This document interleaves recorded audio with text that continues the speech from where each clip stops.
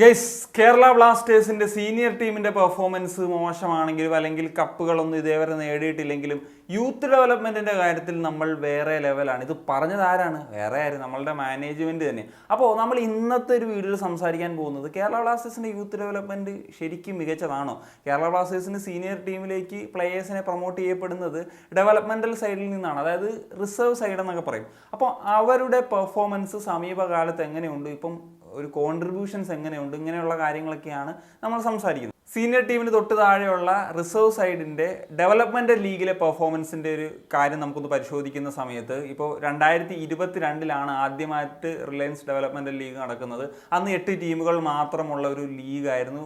Covid ടൈമാണ്, അപ്പോൾ ഒരു വെന്യൂവിൽ വെച്ചിട്ടാണ് നടന്നിട്ടുള്ളത്. അന്ന് കേരള ബ്ലാസ്റ്റേഴ്സിന് 2ാം സ്ഥാനത്ത് ഫിനിഷ് ചെയ്യാൻ സാധിച്ചിരുന്നു. അതുവഴി നെക്സ്റ്റ് ജെൻ കപ്പിലേക്കും ഒരു യോഗ്യത നേടാനും UK പോയി കേരള ബ്ലാസ്റ്റേഴ്സിൻ്റെ യങ്സ്റ്റേഴ്സിന് കളിക്കാനും ഒക്കെയുള്ള അവസരം ലഭിച്ചിട്ടുണ്ടായിരുന്നു. അതൊരു നല്ല സ്കോഡ് തന്നെയായിരുന്നു. അത്യാവശ്യം നല്ല പെർഫോമൻസ് തന്നെയാണ് ബ്ലാസ്റ്റേഴ്സിൻ്റെ സൈഡിൽ നിന്നുണ്ടായിട്ടുള്ളത് എന്നുള്ളതാണ്. എന്നാൽ 2023 RFDL കുറച്ചും കൂടി ഒരു വലിയ രീതിയിൽ തന്നെ നടത്താൻ തീരുമാനിച്ചു. 60ഓളം ടീമുകളായിരുന്നു പാർട്ടിസിപ്പേറ്റ് ചെയ്തിട്ടുണ്ടായിരുന്നത്. കേരള ബ്ലാസ്റ്റേഴ്സിന് സെക്കൻഡ് റൗണ്ടിൽ, അതായത് 20 ടീമുകൾ പങ്കെടുക്കുന്ന ഒരു സ്റ്റേജിലേക്ക് എത്താൻ സാധിച്ചു. എന്നാൽ സെക്കൻഡ് സ്റ്റേജ് കടന്ന് അടുത്ത 2 റൗണ്ടുകളിലേക്കുള്ളൊരു യോഗ്യത നേടിയെടുക്കാനായിട്ട് ബ്ലാസ്റ്റേഴ്സിന് സാധിച്ചിട്ടില്ല. സെക്കൻഡ് റൗണ്ടിൽ തന്നെ പുറത്താകുന്ന ഒരു സാഹചര്യമായിരുന്നു ഉണ്ടായിരുന്നത്. 2024 കാര്യം നോക്കിക്കഴിഞ്ഞാലും ഏതാണ്ട് 60ഓളം ടീമുകൾ പങ്കെടുത്തിട്ടുള്ള ടൂർണമെൻറ്റിൽ സെക്കൻഡ് റൗണ്ടിൽ എത്താൻ സാധിച്ചു, അവിടെയും പുറത്തായി.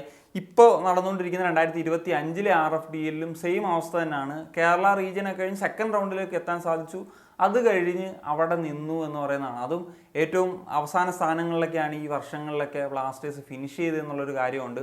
അതുപോലെ കേരള പ്രീമിയർ ലീഗിൽ ഇത്തവണ 14 ടീമുകൾ പങ്കെടുക്കുന്ന ഒരു ലീഗാണ്. ഇപ്പോൾ നിലവിലത്തെ ഒരു സാഹചര്യത്തിൽ ഏതാണ്ട് 9ഓളം മത്സരങ്ങളൊക്കെ പൂർത്തീകരിക്കുമ്പോൾ കേരള ബ്ലാസ്റ്റേഴ്സിന് സ്ഥാനം പോയിന്റ് ടേബിൾ 11ാം സ്ഥാനത്താണ് എന്നുള്ളതാണ്.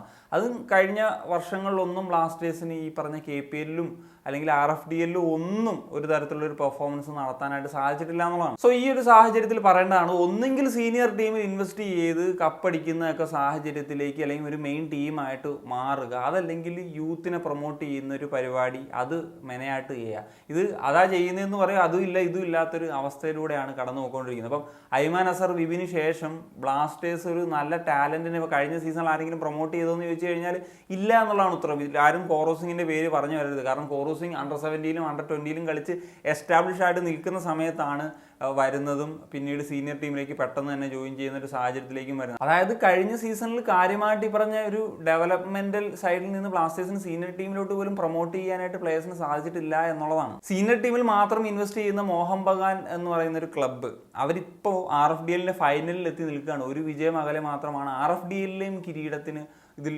നിൽക്കുന്നത് എന്നുള്ളതാണ്. ISL ഫൈനലിലെത്തുന്നു, RFDL ഫൈനലിലെത്തുന്നു, ISL ഷീൽഡ് വിൻ ചെയ്യുന്നു. What a club! എന്താണെങ്കിൽ 2-3 വർഷം കഴിയുമ്പോൾ കേരള ബ്ലാസ്റ്റേഴ്സിലെ ചില ഇന്ത്യൻ പ്ലേയേഴ്സൊക്കെ പോകുമല്ലോ. സാധാരണഗതിയിൽ നമ്മൾ പുതിയ പ്ലേയേഴ്സിനെ ഏതെങ്കിലും ക്ലബ്ബുകളിൽ നിന്ന് എത്തിക്കുന്നതിന് പകരം ഡെവലപ്മെന്റൽ സൈഡിൽ നിന്ന് പ്രൊമോട്ട് ചെയ്തിട്ട് നമ്മുടെ ലക്ഷ്യം അതാണെന്നാണല്ലോ പറഞ്ഞുകൊണ്ടിരുന്നത്. ഇപ്പോൾ അങ്ങനെ പറയാനും താരങ്ങളില്ലാത്തൊരവസ്ഥയിലേക്കാണ് പോകുന്നത്. എന്താണോ എന്തോ. എനിക്ക് തോന്നുന്നത് ഈ ഒരു RFDL ആണെങ്കിലും അല്ലെങ്കിൽ സീനിയർ ടീമിലേക്ക് പെർഫോമൻസ് ആണെങ്കിലും ബ്ലാസ്റ്റേഴ്സിന് കിട്ടിയാൽ കിട്ടി പോയാൽ പോയി എന്ന തരത്തിലാണ് ഇവർ പണിയെടുക്കുന്നത്. അല്ലാണ്ട് നമ്മളൊരു വിഷൻ വെച്ചു, അത് സെറ്റ് ചെയ്ത് ഇത്ര വർഷം മുന്നോട്ട് പോകാം എന്നുള്ളൊരു പരിപാടിയാണെന്ന് തോന്നുന്നില്ല. ഇപ്പം അതൊക്കെ തന്നെയാണ് സീനിയർ ടീമിൽ മാത്രമല്ല, ഇപ്പം നിലവിലത്തെ ഡെവലപ്മെൻറ്റൽ സൈഡിൻ്റെയൊക്കെ കാര്യങ്ങൾ നോക്കുമ്പം അതാണ് മനസ്സിലാക്കുന്നത്. So that's it guys. അപ്പോൾ ഈ ഒരു RFDLൊക്കെ ഈ ഒരു സ്റ്റേജിൽ നിൽക്കുന്ന സമയത്ത് ബ്ലാസ്റ്റേഴ്സിൻ്റെ സാഹചര്യത്തിൽ ഈ ഒരു കാര്യം കൂടി പറയണമെന്ന് തോന്നി, അങ്ങനെയാണ് ഈ ഒരു വീഡിയോ ചെയ്തത്. അപ്പം എന്താണ് ഈ ഒരു വിഷയത്തിലുള്ള നിങ്ങളുടെ ഒപ്പീനിയൻ എന്നുള്ളത് തീർച്ചയായിട്ടും ഒന്ന് കമ്പോസ് ചെയ്യാൻ ഒരു കാര്യം സൈനിങ് ഓഫ്.